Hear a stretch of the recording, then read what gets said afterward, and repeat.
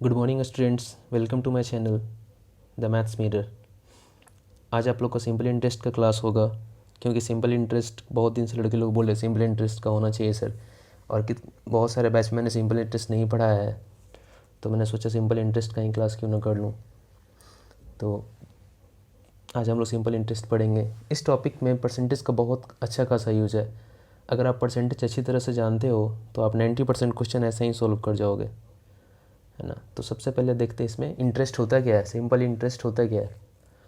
Simple interest a kind of rate paid by borrower to the lenders because borrowers use lenders money. ये एक तरह का क्या है, ब्याज है, जो क्या होता है, उधार लेने वाला उधार देने वाले को देता है, क्योंकि वो क्या करता है, उसके पैसे का क्या करता है, यूज़ करता है ना। तो बचपन में हम लोग पढ़े क्या पढ़े हैं, SI बराबर पढ़े PRT डिवाइडेड बाई 100, है ना। बेसिक फार्मूला है ये तो आपका, है ना। लेकिन इस फार्मूले में हम लोग का इस टॉपिक में कोई यूज़ नहीं है, करूँगा ही नहीं मैं यूज़, क्योंकि फार्मूला से यूज़ करने से कोई फ़ायदा है नहीं। इसको हम बोलते हैं कुकर मेथड, है ना। कुकर मेथड क्या हुआ, सब कुछ डाल दिया, है ना, और बंद कर दो, आधे घंटे में क्या दे देगा, सीटी दे देगा, है ना। तो वही चीज़ है, सब कुछ पता है, डाल दो फार्मूला में, क्या होगा, रिजल्ट आ जाएगा। तो ऐसा नहीं करना है, ठीक है। लेकिन ये बेसिक है तो पता होना चाहिए क्या होता है। SI बराबर PRT डिवाइडेड बाई 100। P क्या है, प्रिंसिपल है, R क्या रेट ऑफ इंटरेस्ट है, T क्या है, टाइम है, डिवाइडेड बाई 100, है ना। तो मेनली क्या होता है, SI बराबर क्या होता है, PR परसेंट इंटू 100, है ना। यही R परसेंट को क्या लिखते हैं हम, ये जो R परसेंट है, क्या लिखते हैं हम, R डिवाइडेड बाई 100 लिखते हैं, ना। R को R परसेंट क्या लिखते हैं, R डिवाइडेड बाई 100। तो क्या लिख सकते हैं, SI equals to P into RT% लिख सकते हैं ना। जैसे देखिए, अगर हमको निकालना हो 850 का 30% मुझे निकालना हो, ठीक है, तो 850 का 30% कैसे निकालते हो, 850 इंटू 30 डिवाइड बाई 100। उसी तरह से तो आपके पास अगर 5% क्या दिया हुआ, रेट ऑफ इंटरेस्ट दिया हुआ, टाइम दिया आपका कितना, 6 ईयर्स, है ना। तो टोटल आपके पास क्या हो जाएगा, 30%, है ना। तो आप क्या करोगे, डायरेक्ट 850 का 30% निकाल लो, क्या आ जाएगा आपका, सिंपल इंटरेस्ट आ जाएगा। तो ये एक तरह से क्या है, परसेंटेज का ही टॉपिक है ना। परसेंटेज मैंने बताया आपको, परसेंटेज से क्या करना है, वैल्यू में कन्वर्ट करना, और वैल्यू से परसेंटेज निकालना। यही तो करते थे हम परसेंटेज में तो हम यही करते थे ना, परसेंटेज से वैल्यू निकालते थे और वैल्यू से परसेंटेज निकालते थे। उसी तरह से इसमें SI क्या है, वैल्यू है, और RT परसेंट है ना। तो SI से क्या निकालते हैं, RT%, और RT% से क्या निकालते हैं, SI, है ना। SI से क्या निकालते हैं, SI क्या है, वैल्यू, वैल्यू से परसेंट, और परसेंट से वैल्यू। इसमें भी वैसे ही करना है, ठीक है। परसेंटेज जैसा ही टॉपिक है, कोई ज़्यादा खास है नहीं। लेकिन देखिए, आज तो इसका फर्स्ट क्लास है, पार्ट 1 लेके आया हूँ मैं आपके पास। अब देखिए, सिंपल इंटरेस्ट होता है, सिंपल इनडायरेक्टली प्रोपोर्शनल अगर ले रहे हैं हम, किसका, प्रिंसिपल का, तो कांस्टेंट हमको क्या रखना पड़ेगा, रेट ऑफ इंटरेस्ट और टाइम। उसी तरह से अगर SI को कर दें डायरेक्टली प्रोपोर्शनल, किसका है, रेट ऑफ इंटरेस्ट का, तो कांस्टेंट क्या रखना पड़ेगा, P और T। ये क्वेश्चंस ऐसे फॉर्म होते हैं, ठीक है। क्या करेगा, रेट ऑफ इंटरेस्ट को क्या कर देगा, सेम रखेगा, रेट ऑफ इंटरेस्ट क्या करेगा, वेरी करेगा, और P और T को क्या करेगा, कांस्टेंट रखेगा, है ना। ऐसा क्वेश्चन बना सकता है। नहीं तो नेक्स्ट में क्या कर सकता है, SI में क्या करेगा, SI डायरेक्टली प्रोपोर्शनल T, है ना। तो टाइम को क्या रखेगा, वेरी करेगा, और आपका कांस्टेंट क्या रखेगा, प्रिंसिपल या फिर रेट ऑफ इंटरेस्ट क्या रखेगा, दोनों को कांस्टेंट रखेगा, है ना। जैसे अब देखिए, इस पर कुछ क्वेश्चन करते हैं हम लोग, है ना। क्वेश्चन से समझ में आएगा, बहुत सारा क्वेश्चन करेंगे, और 0 टू हाई लेवल जाएंगे, बहुत अच्छे लेवल तक पढ़ेंगे हम लोग, ठीक है। तो देखिए, फर्स्ट क्वेश्चन देखिए क्या है, फर्स्ट क्वेश्चन देखिए, at X% per annum on 8,000 rupees interest received after 6 year is 880, है ना। If rate of interest becomes X plus 2% per annum, then find simple interest, है ना। ये आपका क्या है, क्वेश्चन है।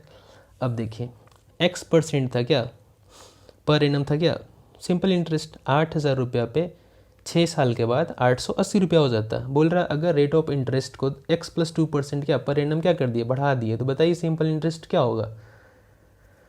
तो देखिए क्या करना है इसमें, सिंपल क्या करना है इसको, पहले था कितना x, बाद में क्या हो गया x प्लस 2%, है ना। तो 2% हुआ, कितने साल तक बढ़ा, देखिए तो 6 साल तक। 6 साल में कितना बढ़ जाएगा, 12% बढ़ जाएगा, बढ़ेगा 12%, है ना। तो यही 12% जो बढ़ेगा वही तो बड़े सिंपल इंटरेस्ट होगा ना, बढ़ेगा। तो ये 12% 8,000 का निकाल देंगे, है ना। तो 8,000 का 12% निकाल कितना आ जाएगा, 960 आ जाएगा, है ना। जब 960 आएगा तो बोलो बताइए इंटरेस्ट क्या होगा, सिंपल इंटरेस्ट क्या होगा। तो 880 तो मेरे पहले से था, है ना, और 960 मेरा और रहेगा। 880 तो जो था वो था ही, है ना। जो सिंपल इंटरेस्ट अब कितना होगा, तो एक्स पहले था उस पर हमको मतलब नहीं, एक्स कितना था वो निकालने की ज़रूरत नहीं, क्योंकि पता है जो था उससे हमको इंटरेस्ट पता है कितना 880 है। बोला ये 2% बढ़ा है, इसके कारण क्या होने 2% बढ़ा है, तो बताइए ओवरऑल सिंपल इंटरेस्ट क्या होगा। तो 2% बढ़ा कितने साल तक, 6 साल तक, तो कितना परसेंट बढ़ गया, 12%। तो 8000 का 12% निकाले 960। और पहले से पता था इंटरेस्ट कितना है मेरा 880, टोटल इंटरेस्ट कितना हो गया 880 प्लस 960 यानी कि 1840 रुपया, है ना। ये आपका क्या हो गया, आंसर हो गया। समझ में आया बच्चों, ऐसे ही क्वेश्चन को करना है, ठीक है। अब आइए नेक्स्ट क्वेश्चन में। At R% per year interest receive on 24,500 at the end of 7 years is 6,000. If rate of interest becomes R-1% per annum, how much amount would be, है ना। तो क्या बोल रहा है, R% rate of interest receive किया गया है 24,500 रुपये पर 7 वर्ष में 6,000 रुपया, है ना। तो बोल रहा रेट ऑफ इंटरेस्ट घट के R-1% हो गया है पर एनम। तो बताइए कितना अमाउंट क्या होगा, क्या पूछ रहा है इसमें, पूछ रहा है आपका अमाउंट क्या होगा। देखिए तो इसके लिए क्या करना होगा आपको, फिर देखिए 24,500 था, है ना। R% दिया हुआ आपका कितना R% दिया हुआ नहीं, बोला 1% घट गया है ना। कितने साल में, 7 साल में, 7 साल लगातार 1% घटा है। तो देखिए कितना परसेंट घट जाएगा, 7% घट जाएगा। तो 7% घट जाएगा तो 24,500 को 7% क्या कर देंगे, निकाल देंगे, है ना। तो 1715 आ जाएगा। तो आपका बोल रहा बताइए अमाउंट क्या होगा, है ना। तो अमाउंट क्या होगा, तो इंटरेस्ट भी मेरा घट जाएगा, 6,000 में इंटरेस्ट था पहले, है ना। अब घट कितना हो गया, 1715 घटेगा क्या हो जाएगा 4285। तो बोल रहे बताइए अमाउंट क्या होगा, तो अमाउंट क्या होगा, प्रिंसिपल प्लस इंटरेस्ट हो जाएगा। इंटरेस्ट जोड़ देंगे क्या हो जाएगा, जो जोड़ के आ रहा है जो ऐड कर देंगे इसमें 28785 आ जाएगा, ठीक है। देखिए पहले से मेरा जो था 6,000 क्या था, मेरा इंटरेस्ट था ही, है ना। बोला 1% घट गया, तो उससे मतलब नहीं, 1% घट गया तो 7 साल तक 1% घटा होगा तो 7% घटा, है ना। तो इंटरेस्ट मेरा घट गया होगा कितना, 7%, 24,500 का 7% निकाल दिए, जो इंटरेस्ट था पहले उसमें से इतना इंटरेस्ट क्या हो गया, माइनस हो गया, तो बचा क्या 4285। अब ये इंटरेस्ट मेरे पास बचा है, क्यों बचा, क्योंकि 1% रेट ऑफ इंटरेस्ट क्या हुआ था, घट गया था। अब देखिए अमाउंट क्या हो जाएगा, प्रिंसिपल प्लस इंटरेस्ट क्या हो जाएगा, अमाउंट हो जाएगा, है ना। नेक्स्ट क्वेश्चन में आते हैं फिर।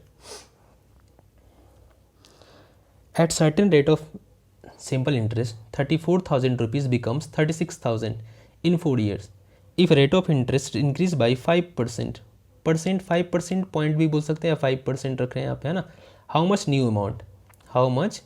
न्यू अमाउंट, है ना। तो 34,000 रुपया था, कितना हो गया 36,000 रुपया हो गया, है ना। देखिए कितना बढ़ा था ये, 2,000 रुपया बढ़ा था ना।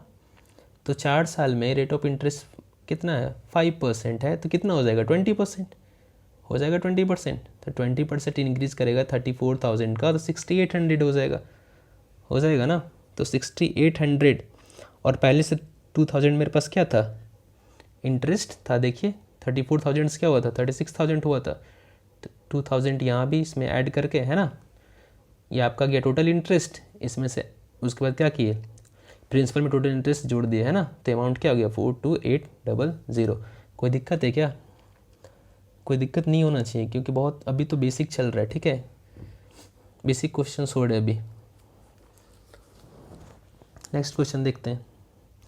A certain rate of SI 12,000 becomes 16,500, है ना, इन 7 years. If rate of interest decrease by 1.5%, find new amount, है ना। तो 1.5% कितने साल, 7 साल तक, है ना। तो 1.5 इंटू 7 कर देंगे, 10.5 डिक्रीज हुआ ना जी।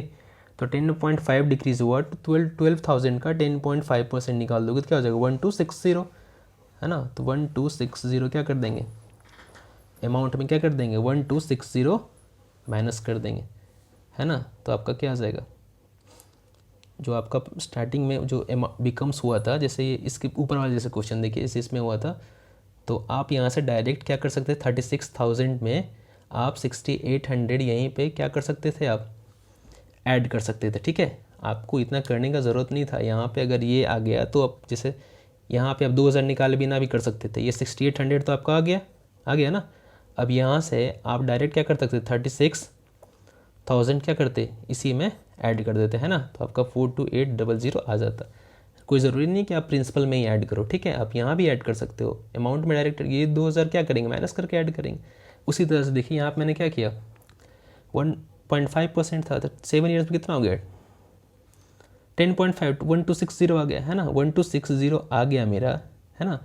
तो अब हम क्या किए, 1260 को किस में माइनस कर दिए, न्यू अमाउंट पूछ रहा था, न्यू अमाउंट माइनस कर 16500 था, उसमें क्या कर दिए, माइनस कर दिए, है ना, डायरेक्ट आ गया, है ना। यहाँ भी माइनस कर सकते थे, नहीं तो आपको क्या करना होता था इसमें, तो आपको फिर जैसे 12,000 से क्या हुआ था, 16,500 हो गया था, यानी 4,500, है ना। तो 4,500 और यहाँ पे क्या था 1260, है ना। तो 4,500 में 1260 क्या करते, माइनस करके उसके बाद 16,500 में क्या कर देते, माइनस कर देते, है ना। तो आपका आ जाता